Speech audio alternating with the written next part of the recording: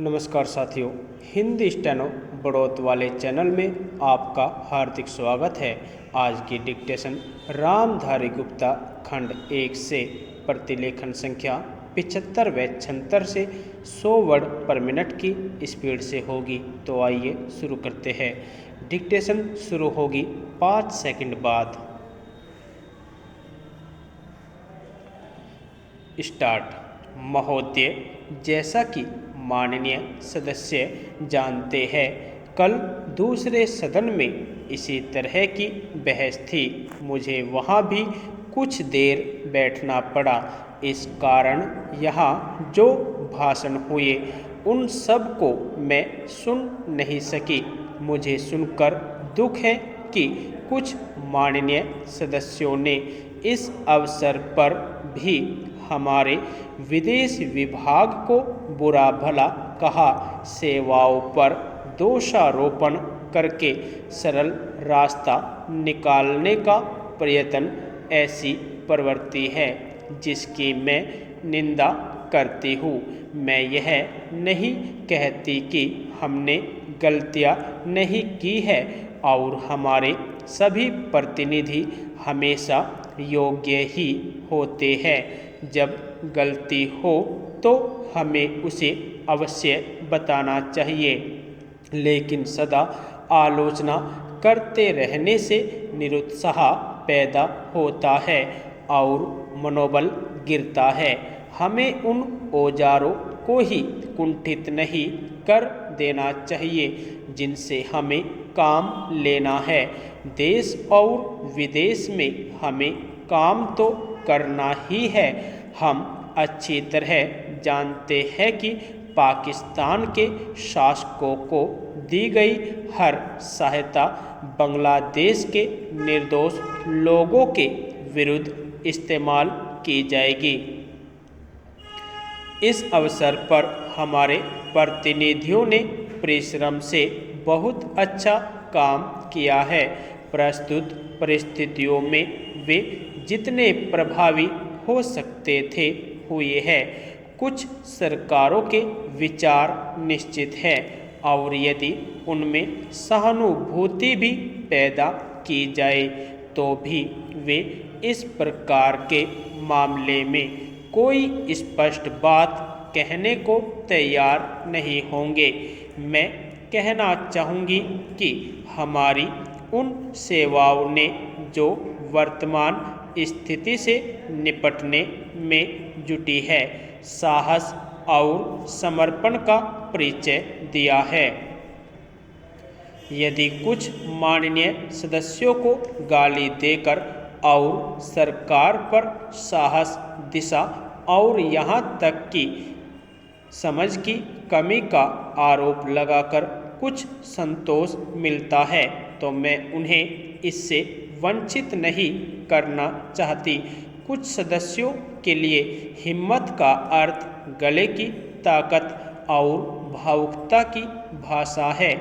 काश की जिंदगी इतनी ही सरल होती। इस सरकार में बहुत से दोष हो सकते हैं, लेकिन उसमें साहस की कमी नहीं है, न ही यह आवश्यकता के अनुसार जोखिम उठाने से डरती है। जैसा मैं बहुत बार कह चुकी हूँ, हम इस स्थिति या किसी भी स्थिति के केवल कानूनी पहलू की चिंता नहीं करते। हम चिंता करते हैं केवल एक ही बात की, और वह है हमारे राष्ट्रीय हित, सुरक्षा और स्वाभाविक रूप से बांग्लादेश के बहादुर लोगों की सुरक्षा। इसी कारण से शांति से काम करने का महत्व है। महोदय, मान्यता शब्द की हर तरफ से मांग आई है। मानव की मान्यता देने भर से ही वे बहुत सी कठिनाइयाँ हल हो जाएगी जो बांग्लादेश के लोगों के सामने है, हमारे देश के सामने है और विशेषकर हमारे सीमांत राज्यों अर्थात पश्चिम बंगाल, असम, त्रिपुरा और मेघालय के समक्ष है। हमने इस प्रश्न के हर पक्ष पर बड़ी गहराई से सोच विचार किया है। जैसा कि मेरे साथी ने बताया है, इसकी हम निरंतर समीक्षा करते रहते हैं। हम इसकी प्रतीक्षा नहीं करते कि दूसरे देश इस विषय में क्या करते हैं। इस बारे में या अन्य मामलों के बारे में हम जो कुछ भी निर्णय करेंगे वह स्थिति के हमारे अपने ही स्वतंत्र मूल्यांकन के अनुसार और इस बात को ध्यान में रखकर होगा कि हमारे हित व्यापक अर्थ में किस तरह पूरे होते हैं।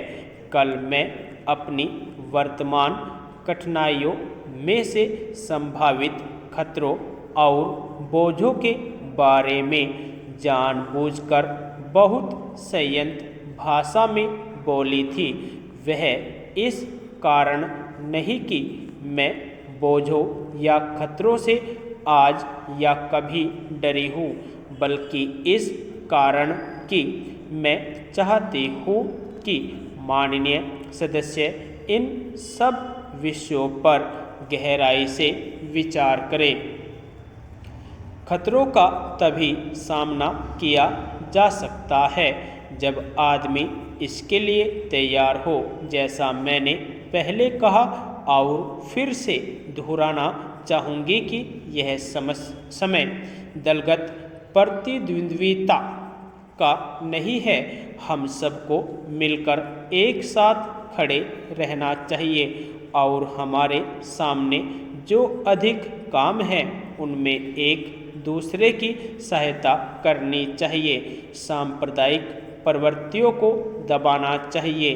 मेरे विचार में सब पार्टियों को सहायता करनी चाहिए कि बांग्लादेश और शरणार्थियों का प्रश्न सांप्रदायिक स्तर तक न गिरने पाए, बल्कि अपने सही स्तर पर ही बना रहे जो राष्ट्रीय और अंतर्राष्ट्रीय स्तर है।